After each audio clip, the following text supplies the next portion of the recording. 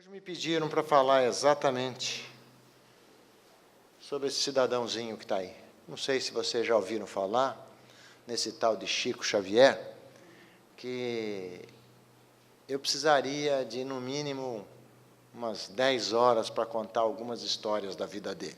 São tantas, mas que a Tânia, todas as vezes que eu venho aqui, que eu passo do tempo, ela começa a fazer assim para mim, então eu vou tentar falar no prazo que me deram, contar algumas histórias. É claro que existem muitas outras, e com certeza vocês, muitas delas que eu vou contar, vocês já conhecem, mas vamos tentar, porque deve ter alguém que não deve lembrar de algumas delas. Vamos, então, tentar falar um pouquinho sobre esse nosso amigo Chico. No dia 2 de abril de 1910, nascia na pequena cidade de Pedro Leopoldo, lá em Minas Gerais. É bom que se diga, Pedro Leopoldo, em 1910, deviam ter uns 12 habitantes, né? Mas era uma cidadeca muito pequenininha, e lá, então, nasceu um cidadão que se chamou Francisco de Paula Cândido Xavier. Só para a gente ter uma ideia, ele era tinha mais 8 irmãos. No todo, era uma prole de 9 crianças. 9 crianças para serem sustentadas por uma família pobre. Ele, quando nasceu, recebeu o nome de Francisco de Paula Cândido. Por quê, hein? Porque naquela época, e a gente sabe que ainda há um bom tempo atrás, isso era muito comum, o cidadão recebia sempre o nome do santo do dia. E ele nasceu, então, no dia de São Francisco de Paula, por isso que ele recebeu esse nome. Que depois, então, quando ele começou a psicografar os primeiros livros, passou a usar o sobrenome do pai e passou a chamar Francisco Cândido Xavier. Só para a gente lembrar essa historinha, só a título de curiosidade, essa história de ter o nome do santo do dia, vocês já devem ter lembrado que tinha um cidadão chamado José Herculano Pires, que muito fez pela nossa doutrina, e é mais ou menos nosso contemporâneo, porque ele desencarnou em 79. E o José Herculano Pires nasceu hoje na cidade de Avaré. Na época era uma vila, hoje já é cidade de Avaré. E quando ele nasceu, não teve dúvida, nasceu no dia de São Herculano. Automaticamente recebeu o nome de São Herculano. Uns dias depois foi visitá-lo a criança que tinha nascido, um tio dele, de nome Carlos, e o Carlos chegou e disse, como é que vai chamar a criança? Eu disse, Herculano, nasceu no dia de São Herculano. Ele disse, mas Herculano, esse santo não tem tanto prestígio. Vamos botar José Herculano Pires, porque o São José tem um prestígio muito maior. Essa historinha a gente conta só para lembrar exatamente como é importante para aquela época o nome do santo do dia. Mas, continuando aqui, o pai dele, o seu João Cândido, e a dona Maria João eram gente muito pobre. Ele, vendedor de bilhete de loteria, e ela, lavadeira. Ela lavava roupa para algumas pessoas que davam roupa para ela lavar. Então, vocês já imaginaram a dificuldade que um vendedor de bilhete de loteria e uma lavadeira tinham para sustentar 9 crianças. Era difícil, de fato, né? E a vida era difícil para eles. E o pai dele, inclusive, o João, saía pelas vilas todas vendendo os bilhetes, então era bem atribulado para ele aquela vida naquela oportunidade.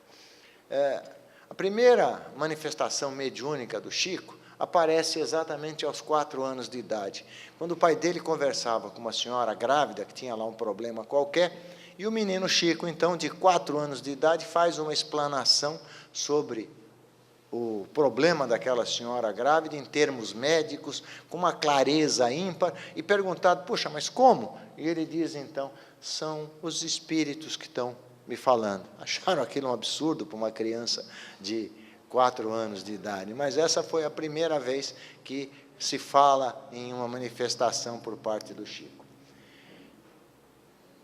Em 1915, 5 anos depois, sua mãe vem a desencarnar. E o pai dele, então, que corria por aquelas vilas todas, se vê com 9 crianças na mão. Como ele poderia cuidar daquilo, então ele resolve entregar as crianças para parentes, amigos, e o Chico, então, vai para sua madrinha, a dona Rita de Cássia. É isso que o pai dele faz para distribuir todas essas crianças. A madrinha dele, a dona Rita de Cássia, era uma senhora muito boazinha, né? Muito, uma santa mulher, né? Ela tinha uma personalidade muito agressiva e ela batia no Chico todo dia, para engrossar o couro, dizia ela, inclusive, e, vez por outra, vestia o menino de menina para poder castigá-lo em todos os sentidos. E perguntavam a ela, puxa, mas por que vestia a criança de menina? Ela dizia, esse menino tem o diabo no corpo. Era a forma que ela se justificava para castigar o menino daquela forma. Ela não só cansada de bater no moleque com vara de marmelo, vez por outra ela espetava garfos na barriga do Chico, da criança, e não permitia que ele tirasse. Então ele ficava com aqueles garfos espetados na barriga por um longo tempo, isso causava para ele um sofrimento, já dá para imaginar, né? Põe a mão no rosto mesmo, viu? É para imaginar. Mas esses sofrimentos todos do menino, tinha uma hora que ele se tranquilizava, eram os únicos momentos que ele se tranquilizava, quando ele ia para o fundo do quintal, fazia uma oração e conversava com o espírito da mãe dele. E nessas oportunidades ele contava o sofrimento dele, e a mãe dizia, meu filho, calma, calma, paciência, fé, resignação, que Jesus vai te ajudar e tudo isso vai passar. Essa era a forma com que o espírito da mãe dele conversava com ele, o orientando e dando essa orientação para ele.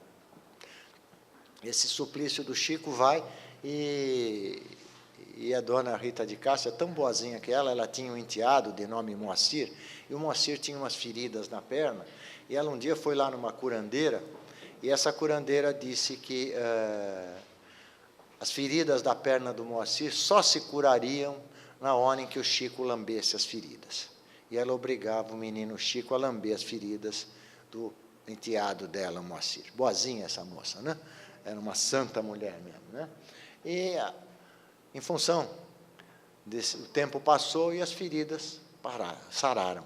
Não por força das lambidas do Chico, mas por força do plano espiritual, que simplesmente fizeram com que as feridas curassem, para que os meninos não sofressem aquele castigo que ela impunha ao menino.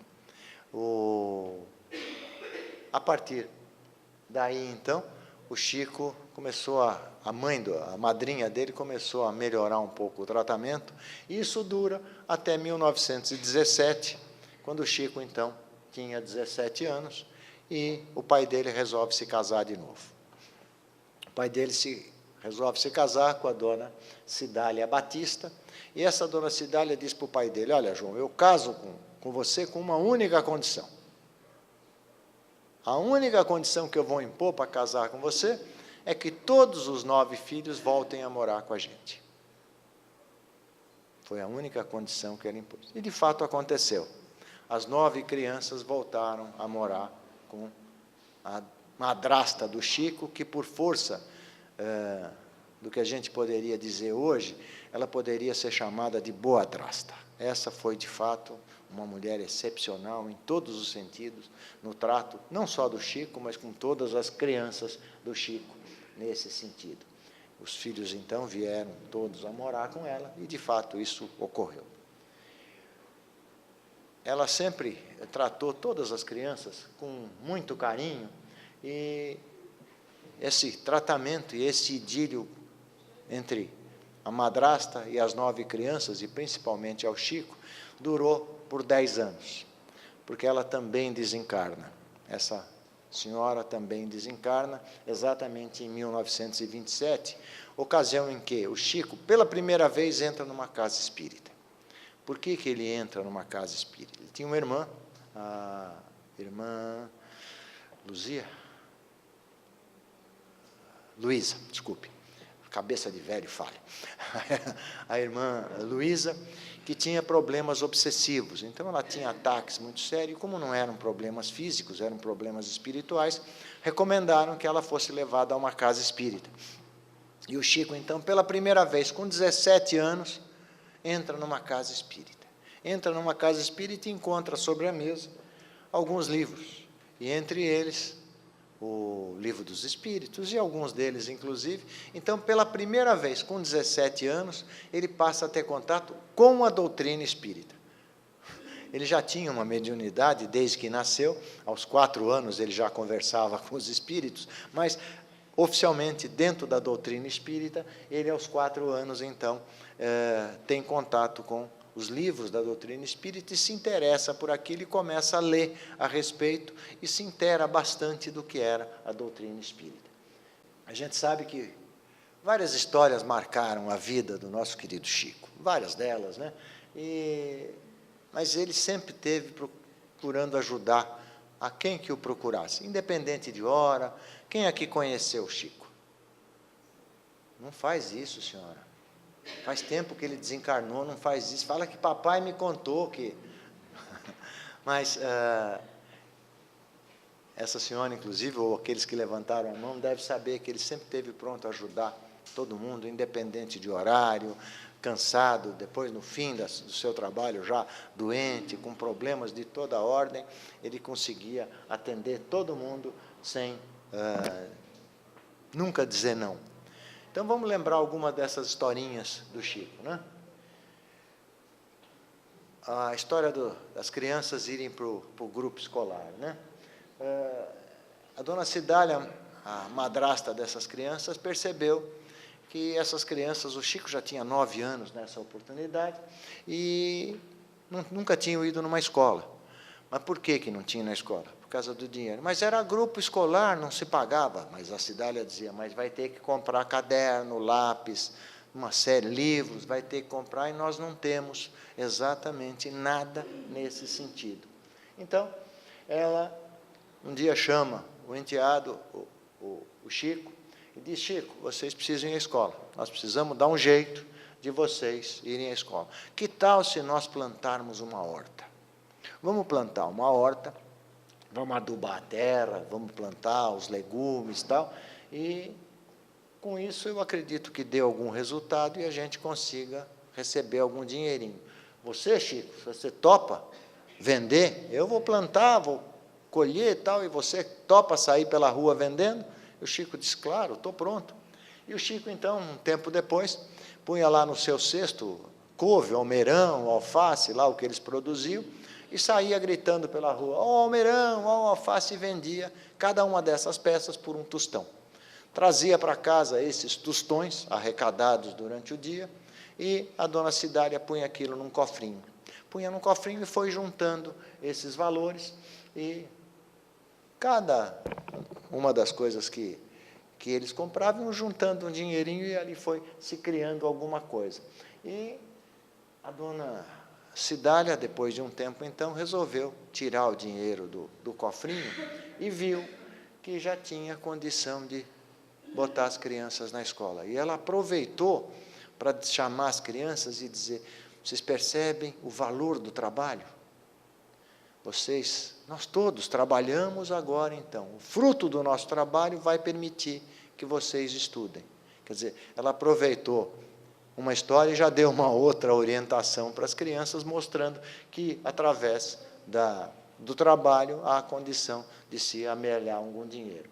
Então, foi assim que, em janeiro de 1919, com 9 anos de idade, pela primeira vez o Chico foi a um grupo escolar. Foi ali que ele começou a estudar o beabá da vida, né? E essa horta ia de vento em popa, mas tinha lá uma vizinha, que todas as vezes que a dona Cidália saía para buscar lenha, qualquer coisa dessa ordem, furtivamente ela ia lá na horta e abastecia a sua própria despensa dos repolhos, dos almeirões que tinham lá. E a dona Cidália percebeu a história, mas não queria se indispor com a vizinha, porque, ainda mais no interior, a gente sempre precisava de uma vizinha para uma necessidade, então ela não queria se indispor de forma alguma com a vizinha. Então, ela chama o Chico e diz, Chico, você que conversa lá debaixo da bananeira com o espírito da sua mãe, pergunte para ela como é que a gente pode fazer para não ofender a nossa vizinha e resolver esse problema. E o Chico, de fato, vai lá, conversa com a mãe, e a mãe dele diz, olha, fala para lá para a dona Cidália, que tem uma forma muito simples de vocês não se disporem com a vizinha, dá a chave da casa, conta para ela que estão roubando coisas da horta, dá a chave da casa e pede para ela tomar conta enquanto a senhora sair, quando você sair. Não tinha jeito. A vizinha, então, além de tomar conta da horta, ficou responsável por toda a casa da dona Cidália e do Chico, e ela não podia, claro, mais colocar a mão lá na horta, porque então ia ficar claro que ela era nesse sentido. E a vizinha, a partir daí, então, passou a cuidar não só da horta, como também de toda a casa da família. Ela passou a ser uma guardiã da casa em todos os sentidos e nunca mais sumiu, é claro, porque ela não mais entrou na horta furtivamente. Era uma saída boa, né? Ele estava na escola, o Chico, e, numa oportunidade, em 1922, eles tiveram lá que fazer um trabalho sobre a independência do Brasil.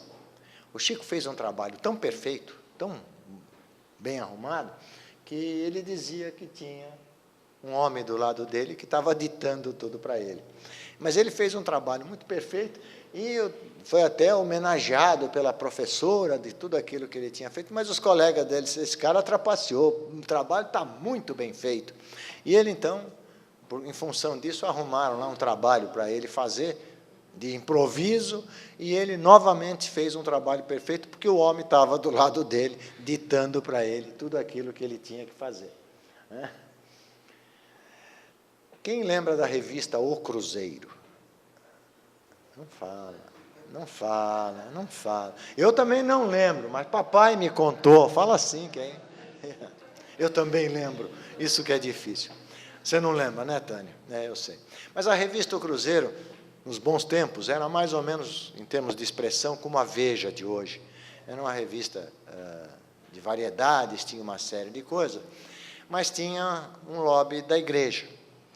E a revista O Cruzeiro começou a publicar alguns artigos, metendo o pau naquele mineirinho lá de Pedro Leopoldo, aquele espírita chamado Chico Xavier, que estava crescendo muito e o espiritismo estava começando a aparecer. Então, influenciado por um lobby, porque naquela época, inclusive, o Brasil inteiro era muito mais católico do que é hoje, e então, em função disso, a revista O Cruzeiro chegou a publicar um artigo chamando o Chico e a religião que ele procurava implantar de farsante. Isso criou, assim, um problema muito sério, mas Jean Mazon, que era um fotógrafo, e o Davi Nasser, que era um repórter da revista O Cruzeiro, disseram, nós temos que fazer uma matéria com esse mineiro lá de Pedro Leopoldo. Mas o Cruzeiro já meteu a boca nele, se nós formos dizer para ele que somos repórter do Cruzeiro, ele não vai nem nos atender. Então, vamos fazer uma coisa, vamos dizer que somos lá de uma revista americana, vamos inventar 2 nomes aí estrangeiros, vamos falar com um pouco de sotaque de inglês lá para ele, e vamos tentar fazer uma entrevista. E assim fizeram. Deram 2 nomes, falando com sotaque de inglês, como se fossem americanos, tal, não sei o quê, e fizeram a entrevista. No fim da entrevista, o Chico disse, olha, um livro para você, Davi Nasser, um livro para você, Jean Mazon. Davi Nasser jogou o livro dentro da mala e foram para o Rio de Janeiro, pegaram o carro, foram para o Rio de Janeiro, nem olharam aqui. No dia seguinte, o Davi Nasser vai desfazer a mala e encontra o livro. Encontra o livro dentro da mala e vai lá e diz, puxa, abre o livro e encontra uma dedicatória que dizia o seguinte, ao meu irmão Davi Nasser, de Emmanuel. Ou seja, tudo aquilo que eles inventaram não serviu para nada, porque o Chico sabia exatamente quem eles eram.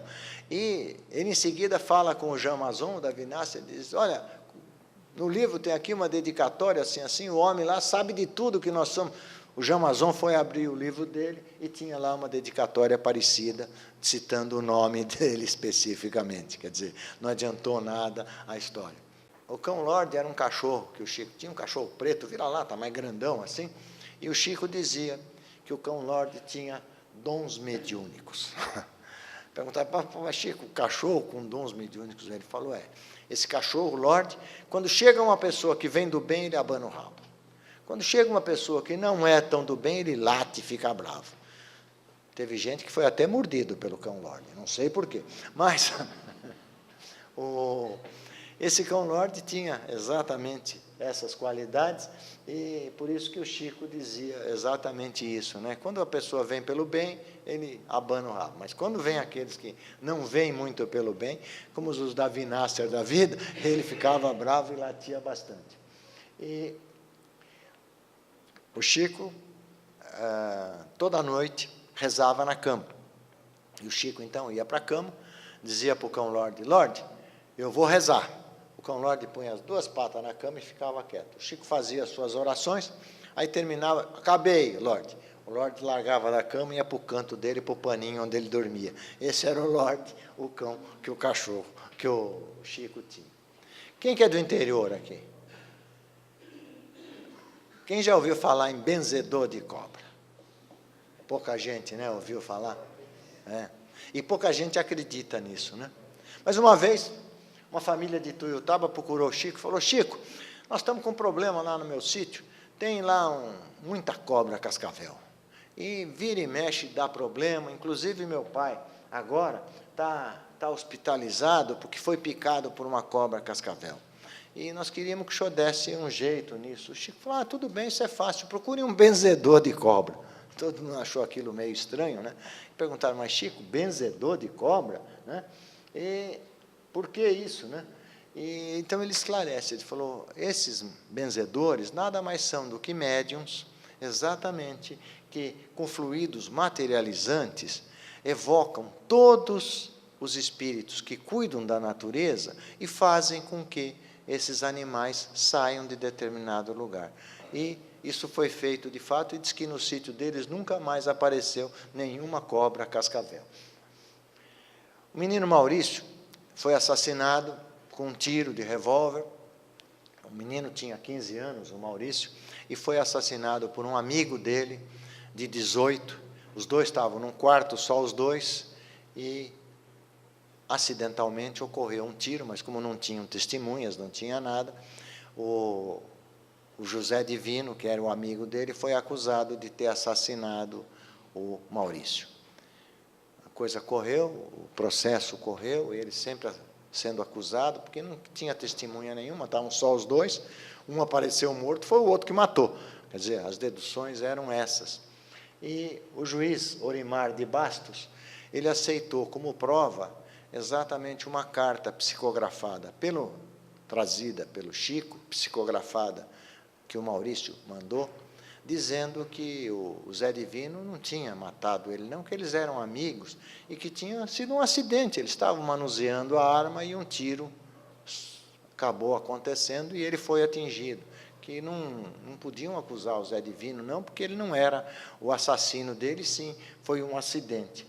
E essa história é um marco na nossa história jurídica, porque pela primeira vez, e o juiz então disse que o Zé Divino seria absolvido, e ele absolveu o Zé Divino, exatamente porque aquela carta psicografada tinha vindo das mãos de Chico Xavier, e ele sabia a elevação que tinha esse homem, então ele acreditava exatamente nessa carta do nosso amigo Chico Xavier, que inocentou, e ele então inocentou o Zé Divino. Lá em Pedro Leopoldo tinha uma ponte caída lá, que estava bem velha, por sinal, e algumas pessoas viviam debaixo da ponte. E essas pessoas então moravam ali debaixo da ponte, e o Chico, todo sábado, levava mantimentos para esse pessoal. E no fim tinha até alguns moradores que não moravam debaixo da ponte, mas iam para lá para recolher os mantimentos que o Chico levava. E um cunhado do Chico, o marido da Luísa, aquela que nós comentamos lá atrás, ele ia nas feiras, pegar a xepa da feira, né, tudo aquilo que podia ser aproveitado da feira, trazia e coordenava todas as doações de mantimentos, ia colocando na despensa. E num determinado sábado, então, o Chico chama o cunhado e diz, olha, vamos lá para a Ponte Velha, né? Pega o que nós temos aí na nossa despensa e vamos lá para a Ponte Velha. E o cunhado falou, olha, Chico, Nossa despensa está completamente vazia. Mas como vazia?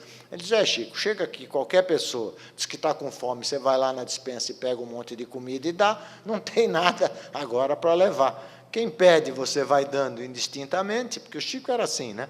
Chegava uma pessoa e dizia, minha família está com fome, ele fazia hoje poderia se chamar de uma cesta básica, mas era um pacote cheio de comida e dava. Então, quando eles foram levar no sábado lá na Ponte Velha, não tinha absolutamente nada dentro da despensa. E o Chico, então, preocupado com aquilo, fala, olha, faz uma coisa, enche um monte de moringa de água, vamos pedir para o Bezerra de Menezes fluidificar e vamos levar água para o pessoal. Mas, Chico, levar água para um pessoal que está esperando comida? Para com isso, Chico. Não, vamos levar, não temos outra coisa. Vamos levar água fluidificada. O cunhado, então, enche lá as moringas de água e partiram lá para a Ponte Velha para entregar a água. Quando chegaram lá, disse que já tinha mais de 200 pessoas, entre criança, adulto, que aquilo, né, o pessoal afluía para lá. E ele com um monte de moringa d'água na mão, sem ter 1 quilo de nenhum alimento, né? E ele diz, olha, meus irmãos, hoje nós não temos nada. Criou aquele vozerio, né, de uns apoiando, outros dizendo, puxa, e agora? Aquele ambiente meio pesado, até que nesse ínterim que eles estavam nessa coisa, encosta um caminhão, e o motorista do caminhão diz, quem é o seu Chico aqui? Ele falou, sou eu. O senhor, seu Chico, puxa, que sorte que eu encontrar o senhor. Eu sou funcionário do doutor fulano de tal, aquele fazendeiro lá da capital, o senhor lembra dele, né? O Chico atendia trocentas pessoas, né, por dia, como é que ia lembrar de um caso específico? Ele falou, não, eu me lembro vagamente, diz lá o Chico, né, para não machucar o rapaz. Ele falou, esse fazendeiro, que é o meu patrão, ele um dia esteve aqui, há uns anos atrás, e o senhor psicografou uma carta do filho dele, que tinha desencarnado, e essa carta foi um bálsamo para a família, toda a família se tranquilizou, e ele, quando saiu daqui, disse que um dia ia retribuir esse favor que o senhor fez para a família dele. E ele, então, fez com que mandou que eu enchesse esse caminhão de mantimento e trouxesse aqui para o senhor. O Chico, que tinha só água fluidificada nas moringas, passou a ter. Aí o motorista disse, olha, eu devia ter chegado mais cedo, mas eu tive um contratempo na estrada, quando eu cheguei o seu centro espírita já estava fechado, e eu não sabia, eu precisava entregar esse mantimento para o senhor, mas aí apareceu lá na porta um velho barbudo, e eu perguntei para o velho, onde é que eu podia encontrar o seu Chico? E ele falou, só vira aqui, vira colar, pega ali, pega lá, e chegaria lá na Ponte Velha que eu encontraria o senhor, e graças a Deus eu encontrei. Mas você perguntou o nome desse velho que estava lá na porta do meu centro? Perguntei, ele falou que se chamava Bezerra de Menezes. Essa é a história dos mantimentos da Ponte Velha. Fé, né? Alguma coisa muito séria, né? Então a gente percebe. E o medo de ser preso? Vocês lembram que o Chico psicografou a obra de Humberto de Campos, Brasil, Coração do Mundo, Pátria do Evangelho, que teve um sucesso muito grande, de vendas, inclusive, se vendeu muito desse livro, e em 1944, a viúva de Humberto de Campos, lá no Rio de Janeiro, moveu uma ação contra o Chico, pedindo direitos autorais. E o Chico ficou muito chateado com aquela história, inclusive, e um dia chega lá um oficial de justiça, em Pedro Leopoldo, lá no centro do Chico, e entrega para ele uma carta rogatória, precatória, para ele comparecer e prestar esclarecimentos. E aquilo, o Chico não entendia nada juridicamente, ele achou que ia ser preso. Como é que ele, que tinha psicografado um livro assinado Humberto de Campos, a viúva estava pedindo os direitos autorais, ele se apavorou com aquilo, e aquela notícia em Pedro Leopoldo, que era um ovo naquela ocasião, correu feito um rastilho de pólvora, e todo mundo dizia, o Chico vai ser preso, o Chico vai ser preso, e ele se apavorou. Vocês lembram que o Chico era medroso, né? Em todos os sentidos, né? Ele, quando foi para o Valdo Vieira, ainda na época do Valdo Vieira, espírita, ele foi para para os Estados Unidos divulgar a doutrina espírita, ele quase se borrou todo no avião, né? Teve que o Valdo Vieira dizer para ele: para com isso, Chico, o que é isso? Para de ter medo desse jeito. Ele era um apavorado em termos de muita coisa. E ele estava apavorado nesse sentido, e ele começou, então, a ficar com medo de ser preso, e ele começou a rezar muitas vezes para Cristo, para Deus, né? E até para o mentor dele, para o Emmanuel, né? E o Emmanuel, um dia, então, chega para ele e diz: Chico, para com isso, larga de ser besta, você tem ainda muito que lutar para um dia merecer ser preso ou morrer pelo Cristo, para com essa história, né? Deixa de ser medroso. E o Chico ganhou a causa, porque o juiz do Rio de Janeiro chegou à conclusão que morto não tem direito a direitos autorais, né? E o Chico, então, ganhou a causa. Mas Humberto de Campos, que estava lá na erraticidade, ficou muito bravo com a viúva dele, né? Poxa vida, essa mulher, como é que vai pedir direitos autorais de uma obra espírita, não sei o quê? Ficou muito bravo. E, a partir dali, então, todas as obras dele passaram a ser assinadas como Irmão X. Então, se vocês forem aí na biblioteca da casa, vocês vão encontrar alguns livros assinados por Humberto de Campos e outro tanto assinado por Irmão X. É a mesma pessoa, viu, gente? Não muda nada, não. E o caso Amaury Pena, também filho daquela irmã, da irmã Luísa. E esse moço tinha problemas psiquiátricos, bebia muito, diziam até que usava drogas, tinha uma série de problemas. E um dia, para aparecer lá em Pedro Leopoldo, ele disse que tudo aquilo que o Chico fazia era meio fraudulento. E aquilo ficou muito mal, correu na cidade, ficou um ambiente muito desagradável. Isso fez com que o Chico, inclusive, mudasse de Pedro Leopoldo para Uberaba. Essa foi uma das razões da mudança dele para Uberaba, para a segunda fase da vida dele, lá em Uberaba, no outro centro. E o Chico ficou muito chateado, se defendeu de tudo aquilo, mas muito triste com toda a história, porque, afinal de contas, era um sobrinho dele, acabou sendo internado num sanatório psiquiátrico aqui em São Paulo, muito arrependido do que tinha, quando desencarnou, segundo consta, muito arrependido de ter feito tudo aquilo, porque ele dizia mesmo que ele fez para aparecer e o tiro saiu pela culatra, mas incomodou bastante o nosso querido Chico. E o programa Pinga Fogo? Na década de 70, a TV Tupi, Canal 3, que tinha esse emblema aí de um índiozinho, era a Globo de hoje, aquela televisão de maior prestígio, e também, querendo acabar com a doutrina, e principalmente com o Chico, fizeram um programa chamado Pinga Fogo, que deveria durar 1 hora, colocaram o Chico na frente de uma gama bastante grande de repórteres, e todos eles fazendo perguntas capciosas para o Chico. E ele fazendo perguntas sobre homossexualidade, sobre sexo, sobre casamento, ou seja, todas elas com um cunho até meio capcioso, e o Chico responde a todas elas sem nenhum problema. Para a gente ter uma ideia, esse programa bateu todos os recordes de audiência. E é o que eu já disse, né? Esse programa foi criado exatamente para prejudicar a doutrina espírita. Para a gente ter uma ideia, o primeiro, que deveria durar 1 hora, demorou 3 horas e 46 minutos. A audiência foi tamanha que resolveram fazer um segundo, que durou 4 horas, mais do que 4 horas. Isso foi o programa Pinga Fogo. Acho que no Twitter deve ter, só entrar nesse troço aí, depois deve ter esses programas até hoje. Aos 92 anos, no dia 30 de junho de 2002, o nosso querido nos deixa. O Chico nos deixa, e ele pedia a Deus, em todas as suas orações, já muito doente no final da sua vida, que ele gostaria de desencarnar num dia em que o povo brasileiro estivesse feliz. O que aconteceu nesse dia?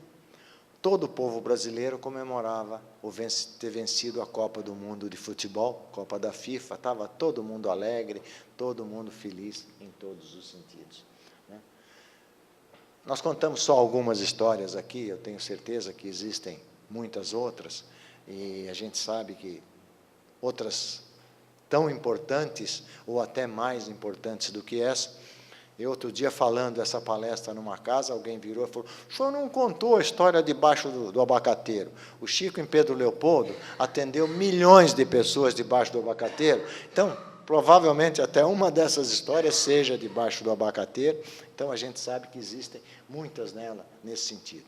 A gente sabe que o Chico sempre foi de uma importância muito grande para a nossa doutrina, para o Espiritismo, e sempre nos mostrando que essa doutrina nos esclarece sobre determinadas coisas e faz com que nos mostre um norte aqui na Terra, porque todas as religiões fazem a mesma coisa, não pensem que são diferentes, não, todas elas, só que esta nossa doutrina faz com que se tenha uma fé raciocinada e não uma fé cega, porque eu me lembro, eu sou filho de pai católico, mãe espírita, e eu fiz catecismo. Vocês lembram de catecismo que a gente fazia antigamente? E a catequista dizia, a criança que matar passarinho vai para o inferno. Eu tinha um medo daquilo, gente, que eu ia para o inferno, porque eu já tinha matado um monte de passarinho naquela época.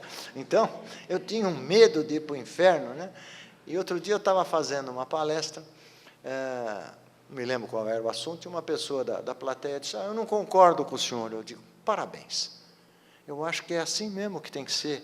O Kardec já nos disse, olha, não concorde com tudo aquilo que vocês lerem, com tudo aquilo que vocês ouvirem. Eu gosto de brincar, não é porque um velho vem aqui no púlpito, eu só fico aqui no púlpito porque tem uma câmera, porque senão eu gosto de ficar andando. Eu já bati umas 18 vezes nisso aqui, porque a mão não para. Eu, como bom italiano, para ficar com a mão parada é difícil. Mas a gente vai ver que a gente tem exatamente que procurar o nosso convencimento. Não adianta alguém falar, eu ler. Eu pesquiso muito na internet o que tem aparecido de bobagem sobre a nossa doutrina na internet, e depois assinadas lá embaixo.